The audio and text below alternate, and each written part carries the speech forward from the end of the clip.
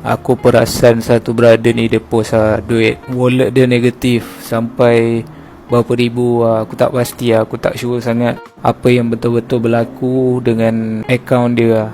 Tapi yang pastinya aku yakin ini memang instant ataupun korang panggil puzzle. Korang yang rider baru kan, aku sangat-sangatlah tak suggest korang main puzzle tau. Terus start main instant puzzle. Sebab benda ni korang kena belajar banyak lagi dengan senang cerita dengan rider-rider lama.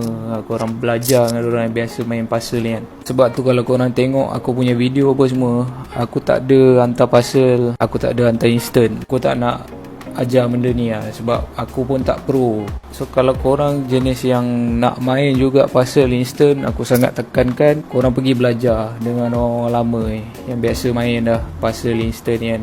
Mungkin ada cara kerja dia untuk elakkan jadi macam ni.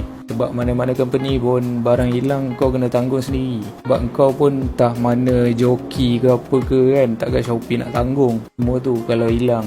So memang dah law macam itu je lah aku nak pesan. Kalau macam aku pun aku tak ada tips sangat untuk instant dengan puzzle ni. Aku tak nak mandai-mandai. So ini je lah pesanan buat korang rider-rider baru. And selamat mencari doa. Okay.